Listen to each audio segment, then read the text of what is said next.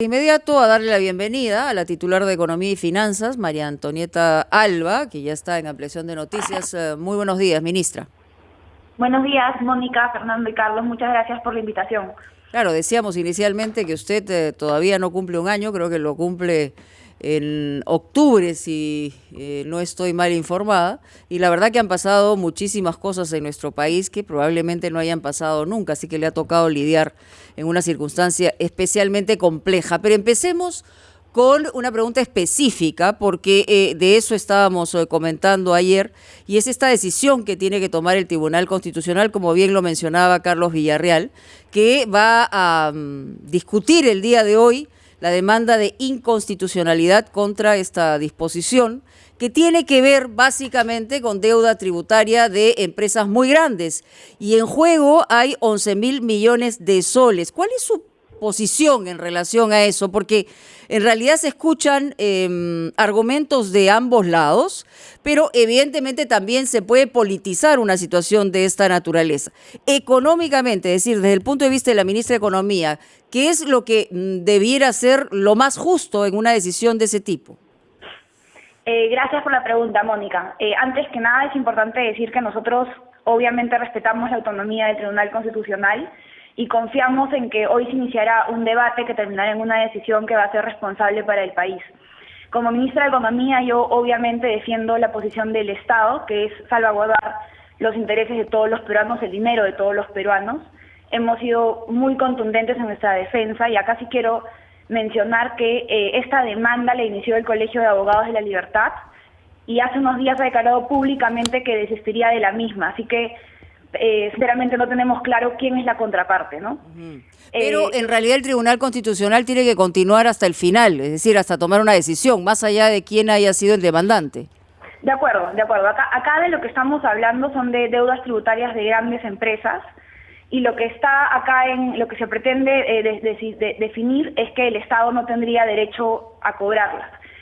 Este es el tema de fondo, pero yo sí quiero que para que todos los oyentes de RPP tengan idea de poner en perspectiva un poco de qué estamos hablando, que es este monto, ¿no? Son aproximadamente, la cifra actualizada son aproximadamente 9.200 millones de soles. ¿Qué cosa es 9.200 millones de soles? Es la mitad del presupuesto de salud, es el pago de aproximadamente 8 años del programa Juntos. El programa Juntos es este programa de transferencia que le damos a las familias en situación de pobreza y pobreza extrema, les damos una transferencia de dinero bimensual. Es también la totalidad del presupuesto que hemos asignado para los gobiernos locales y también es lo que nos podría costar financiar 380.000 viviendas rurales, acondicionamiento térmico. Entonces es una cifra muy contundente, 9.200 millones de soles.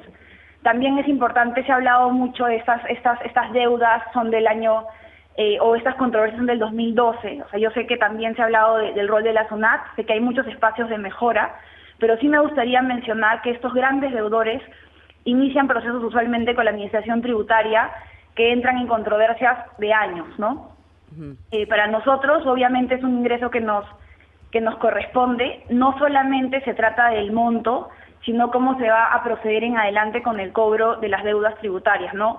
Para rápidamente, yo sé que es un tema muy plagado de temas constitucionales, temas legales, pero que hay un tema para mí básico de la lógica que se ha venido hablando, es que lo que está acá en controversia es la capacidad que tiene la SUNAT para cobrar deudas, y para mí hay un principio que es la lógica básica. La SUNAT no puede, hay un tema de los plazos que tiene la SUNAT para cobrar las deudas, y para mí la lógica básica es que la SUNAT no puede iniciar el cobro de la deuda sin saber cuánto es la deuda. Entonces esta secuencialidad que hay entre los plazos... Pero también se habla pues de una monstruosidad en el cobro de intereses, ¿no? O sea, en realidad esa también es parte de la discusión.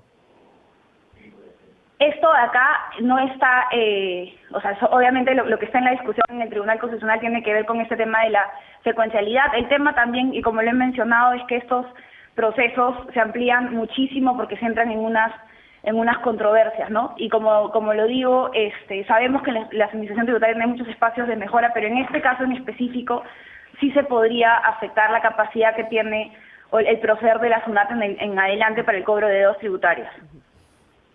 Ministra Alba, hay un punto que llama la atención que este decreto legislativo, el 1421, que fue promulgado en septiembre del año 18, fue revisado por un Congreso que, como sabemos bien, era hostil al gobierno de la época, en una comisión en la que habían personas como Miguel Torres, que no es conocido, naturalmente, sino todo lo contrario, por una actitud antiempresa, o el señor Velázquez Quesquén, entre otros congresistas, y aprobaron por unanimidad este decreto que ahora el señor Blume considera inconstitucional.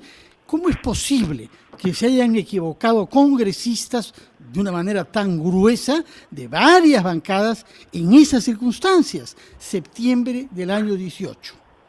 Sí, ahí, Fernando, para que toda la ciudadanía entienda de qué estamos hablando, cuando el Ejecutivo va al Congreso y pide facultades para legislar en temas, el Legislativo nos otorga, en una lista de temas, el Ejecutivo nos otorga el Congreso le otorga al Ejecutivo estas facultades, y una vez que el Ejecutivo publica diversos decretos legislativos, entran en una revisión del Congreso. Esto tiene que ver como parte de nuestra democracia, el control que hay entre los poderes del Estado. Y efectivamente, todos los decretos legislativos, así como los decretos de urgencia que estamos aprobando en estos días, van al legislativo y ellos hacen un control. Y efectivamente, como mencionas, el grupo de Constitución, acá lo que se dice es que el Ejecutivo excedió en el mandato que se le dio en el marco de esta delegación de facultades, y en su momento, como bien mencionas, este grupo de trabajo de Constitución dirigido por el congresista Miki Torres consideró que este decreto legislativo estaba en el marco de las competencias dadas y fue aprobado por unanimidad. Yo estoy, como y anoche escuché al magistrado Blume, y él ha dicho que este es un primer documento de trabajo y que obviamente hoy día se van a escuchar las diferentes posiciones, y este documento es una primera propuesta, y justamente a partir del diálogo y el debate de las diversas posiciones se va a perfeccionar la posición del Tribunal Constitucional, que yo estoy segura que va a ser una decisión responsable en favor del país. Ministra, una aclaración. Usted ha mencionado la cifra de 9.200 millones de soles. ¿Esa es la deuda total que se le tiene a la SUNAT de parte de las grandes empresas? ¿Y dejaría de percibir el Ejecutivo si es que el Tribunal Constitucional declara inconstitucional ese tema, perdón, de la prescripción de las deudas de las grandes empresas? Le pido por favor que hagamos una pausa para seguir conversando con usted sobre este y otros temas. Pasamos a lo que estábamos comentando con la ministra de Economía y Finanzas para saber qué es lo que puede pasar a fin de año, cuál es la proyección y se reevalúan las cifras o no, pero Carlos tenía una pregunta pendiente y la podemos contextualizar. Sí, ministra, Sí, le pedía esta aclaración sobre si este monto que usted dio de 9.200 millones de soles es la deuda total que tienen las empresas con la SUNAT en el país. ¿Cuánto dejaría de percibir además el Estado por un fallo que sería desfavorable en el tema de las deudas? Y además, sobre el tema de la ONP, la ley de la devolución de aportes, el Congreso de seguro lo va a aprobar por insistencia y va a terminar en el Tribunal Constitucional. O sea, ¿en qué medida esto es materializable? O sea, ¿qué pasará hasta que el TC resuelva la inconstitucionalidad o no? ¿Van a tener que desembolsar fondos para pagar a quienes soliciten devolución de los aportes? Gracias, Carlos. A ver, son varias preguntas. Primero, para ya cerrar el tema de la controversia con el Tribunal Constitucional, quiero un poco aclararle los conceptos a todos los oyentes. Estos se tratan de deudas que están en controversia. La controversia es que si el Estado tiene derecho a cobrar o no estas deudas, lo que le llaman en este lenguaje técnico los últimos días los abogados la prescripción de la cobranza de estas deudas. Estas deudas a las que nos referimos son deudas nacidas antes del 2012 que están en controversia. Se tratan de 158 empresas, y en el caso de la suma de las 158 empresas es por 9.256 millones, son deudas en controversia, pero ya 26 empresas, como parte de sus sustentos en esta controversia, ya han invocado la prescripción. Entonces, 26 empresas por un valor de 3.209 millones ya han dicho, como parte de su sustento en la controversia contra el Estado, que estas deudas habrían prescrito. Y creemos que La otra diferencia son 132 empresas que si se declara inconstitucional hoy, 132 empresas por 6.000 millones de soles podrían de nuevo también invocar esta prescripción. También para que entonces son deudas que están en controversia y de declararse inconstitucional este decreto legislativo, el Estado va a tener, va a perder la capacidad de cobrar estas deudas porque se diría que ya han prescrito. También para que los oyentes tengan claridad sobre esto, el día que estas deudas se cobren, recordemos que están en controversia desde antes del 2012, se van a configurar como ingresos extraordinarios para el Tesoro Público. Los presupuestos hechos para el próximo año no consideran este ingreso como un ingreso firme, porque como les digo, está en controversia, pero claramente en la situación económica en la que nos encontramos, el ingreso de estos recursos extraordinarios van a hacerle mucho bien al país y mucho bien a la capacidad que tenemos para financiar servicios para todos los ciudadanos. Y sobre el tema de la ONP, la devolución, le preguntaba si esto es materializable y qué pasará hasta que el TC resuelva.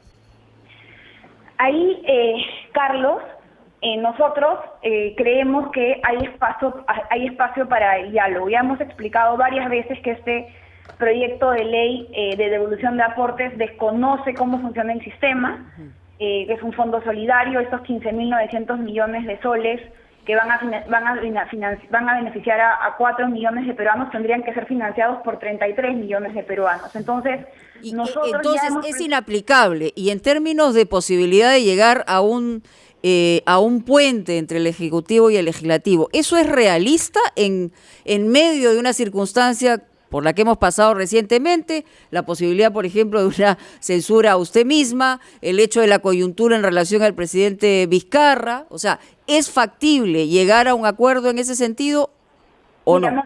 En la situación como se encuentra el país, tenemos que ser conscientes que nuestro único enemigo común es la pandemia. Y nos quedan 10 meses más para sacar adelante la economía y nosotros ya hemos presentado un proyecto de ley potente que, a diferencia de la propuesta del Congreso, no genera más problemas de lo que intenta resolver. Entonces, yo ya tengo, en coordinación con el Premier, nos vamos a reunir con todas las bancadas para presentarles los detalles de la propuesta. Yo he hablado con algunos congresistas, veo receptividad en escuchar nuestra propuesta y, de hecho, hemos conversado con el presidente de la Comisión de Economía para poder ir al Congreso del 30 de septiembre.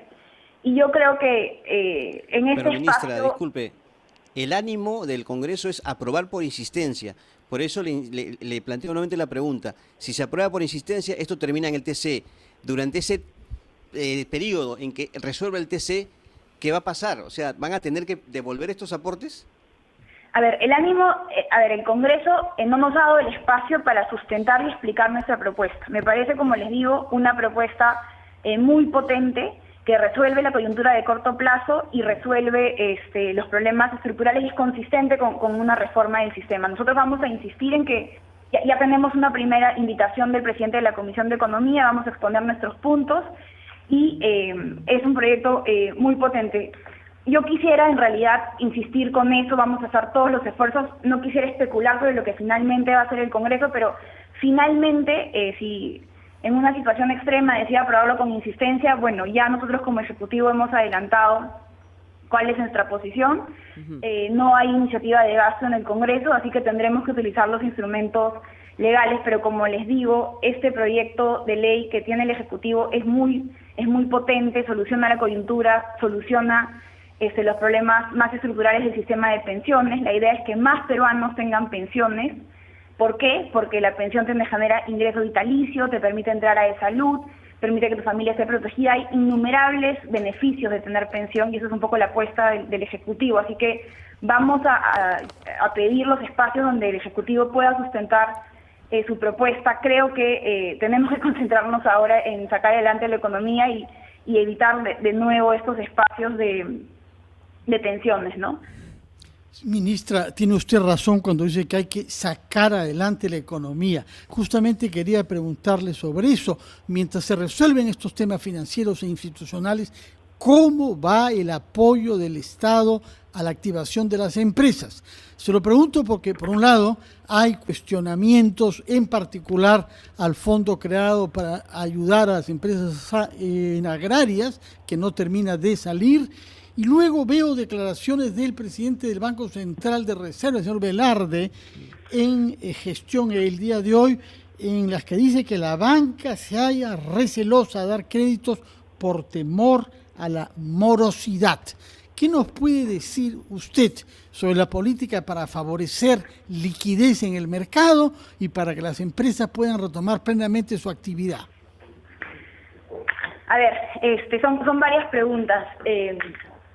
Primero, entiendo que se han referido al FAE Agro. El FAE Agro, la semana pasada, es un programa de garantías estatales. Es muy similar, digamos que en la operatividad es muy similar a Reactiva, en el sentido que el Estado da las garantías. Cuando nosotros como Estado damos garantías, tenemos que tener la autorización de la Contraloría General de la República. Ese proceso ha sido culminado el viernes. El sábado ha salido el decreto supremo donde a nivel de consejos de ministros se ha autorizado esta operación, y en estos días estamos COFIDE firmando con las entidades del sistema financiero que van a participar. Acá lo importante es tener la mayor capilaridad, que se refiere a cómo podemos llegar a la mayor cantidad de agricultores, y la idea es poder iniciar las subastas hacia el viernes o hacia el lunes. Sobre las declaraciones Sobre ese tema, por favor, si nos permite primero ir a una breve pausa, señora ministra, para luego retomar con lo que ha declarado el muy respetado presidente del Banco Central de Reserva. Vamos a la pausa. Retomamos de inmediato con la ministra de Economía, María Antonieta Alba, que está con nosotros en Ampliación de Noticias. Fernando Carballo había dejado una pregunta pendiente. Ministra, adelante. Sí, justamente, Fernando, lo que ha dicho el presidente del Banco Central era lo previsible, que es que en situaciones de crisis hay mucha incertidumbre sobre la viabilidad de las empresas y los bancos son más reticentes a prestar. Justamente por eso es que se diseñó este programa tan grande de garantías, que Reactiva 1 y Reactiva 2, que en total se habilitó 60.000 millones de soles, y lo que hemos visto es que, a diferencia de crisis pasadas, hemos logrado que el crédito no se caiga. Ahora, si es que el Estado, a través, digamos, de sus instituciones, están dando todas las garantías a los bancos, ¿por qué tendrían que ser tan reticentes en relación a la viabilización de estos préstamos? Ahí, Mónica, en el caso de las garantías dadas por el Estado, todas las que han sido subastadas están en proceso de otorgamiento. El presidente del banco se refiere a otros préstamos que no han sido cubiertos con nuestra garantía, pero ahí lo que estamos haciendo es, ya que esos son dos anuncios importantes para ustedes. Primero, vamos a seguir vamos a avanzar en la fase 4 de la reactivación económica. ¿A partir de cuándo? A partir de el 1 de octubre, en este preciso momento está reunidos el grupo de trabajo. Mañana vamos a elevar una primera propuesta al Consejo de Ministros. Obviamente no les puedo dar los detalles hasta que el Consejo lo apruebe, pero lo que sí es importante, estamos evaluando dos líneas. Una es nuevas actividades y lo segundo es ampliaciones de aforos de actividades ya autorizadas. Eso mañana se va a hacer una presentación en el Consejo de Ministros y obviamente se va a debatir y se va a tomar una decisión, y cuando ya esté totalmente consensuado vamos a dar todos los detalles. Y lo segundo es que nosotros, obviamente, si las empresas pueden estar listas para vender sus servicios, sus productos, pero si no hay quien les compre, estamos en problemas. Entonces ahí vamos a seguir invirtiendo en programas de generación de empleo temporal.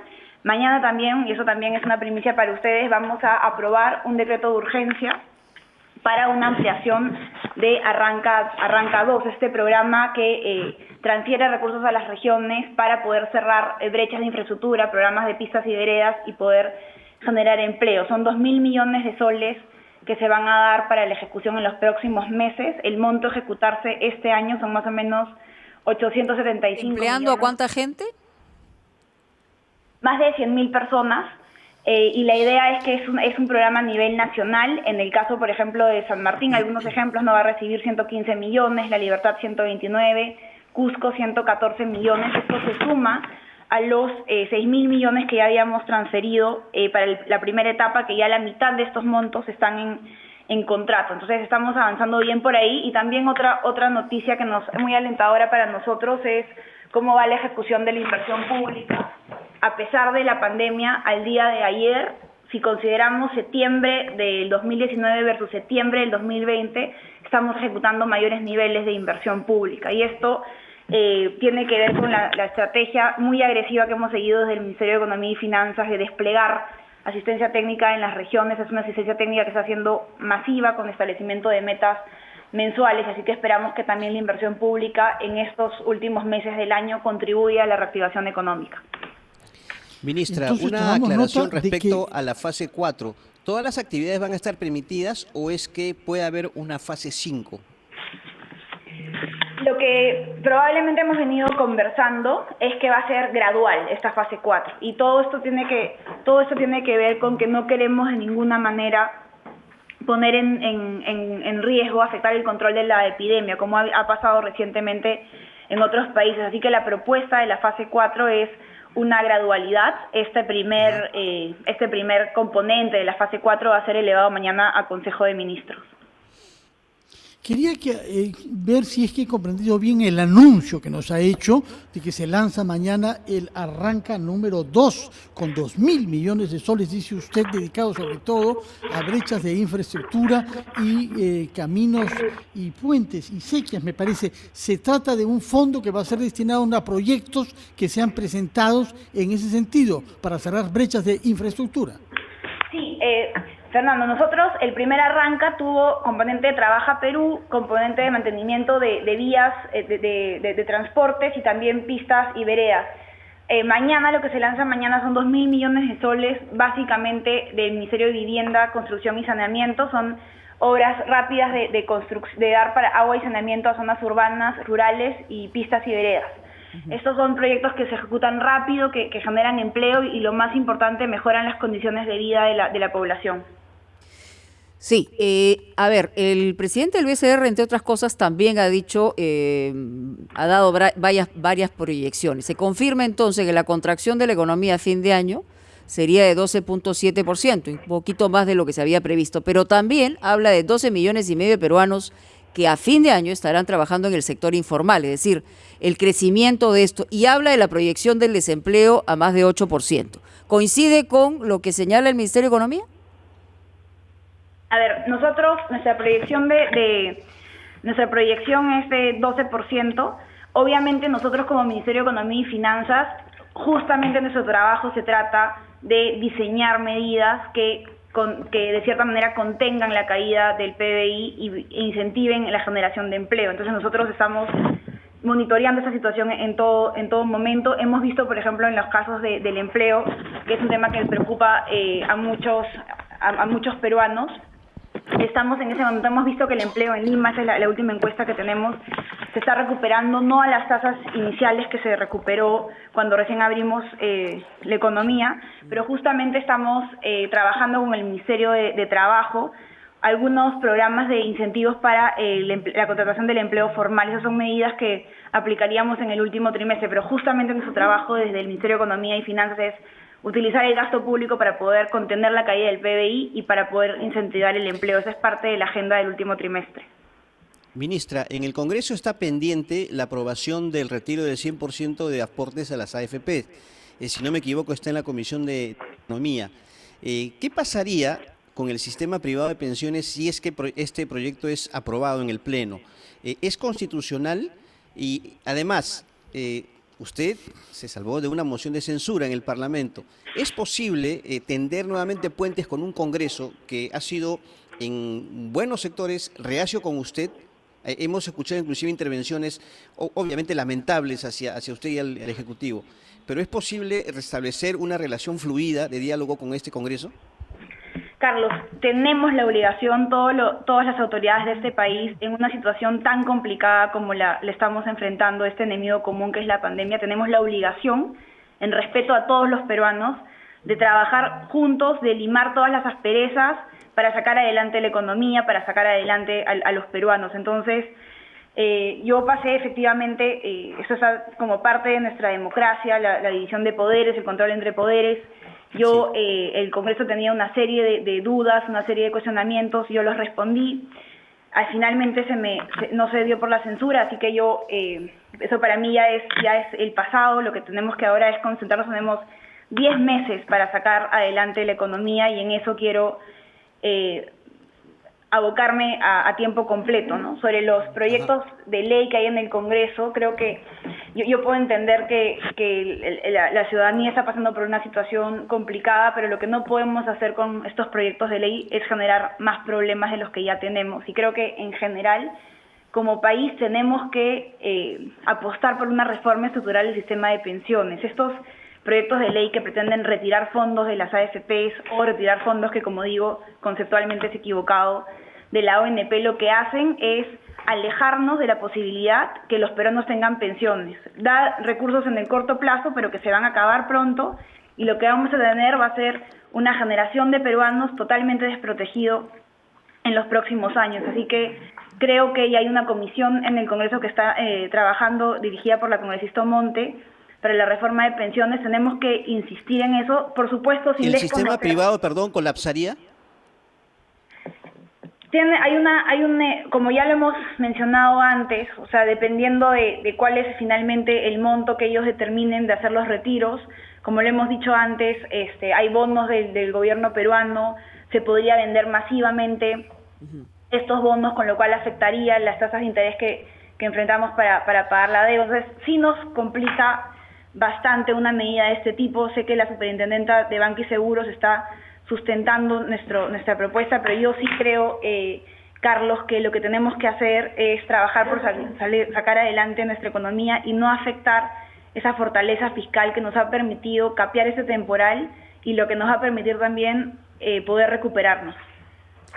Señora ministra, no hemos hablado todavía nada sobre MIPES, lo cual es una mala señal, sobre todo porque hay una información justamente en gestión dando cuenta que 35% de los empresarios de MIPES consideran que las condiciones para acceder a un crédito se han endurecido durante la pandemia.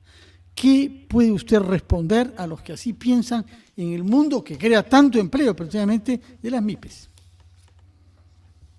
Sí, a ver, Fernando, ahí hay varios instrumentos que hemos desarrollado a lo largo de la pandemia. Al día de hoy, si nosotros vemos las MIPES atendidas con Reactiva y con el FAE MIPES, son más de 700.000 MIPES.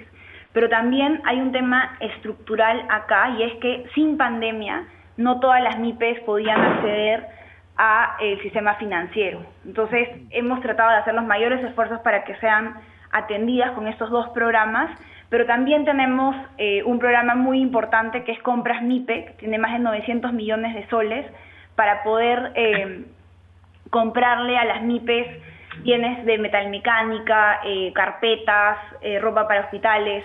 Y la otra tercera línea que en la que estamos trabajando, hemos instalado en coordinación con el Ministerio de la Producción la mesa ejecutiva de MIPES. En este espacio nos estamos reuniendo con gremios del sector público y sector privado para poder identificar cuáles son estos problemas que ellos tienen para formalizarse y sobre todo para incrementar su productividad. Pero totalmente de acuerdo contigo, Fernando, son empresas que generan mucho empleo. Tenemos que ahora ver cómo hacemos que sean más productivas y más competitivas, pero sí estamos trabajando en diversas líneas desde el Ejecutivo.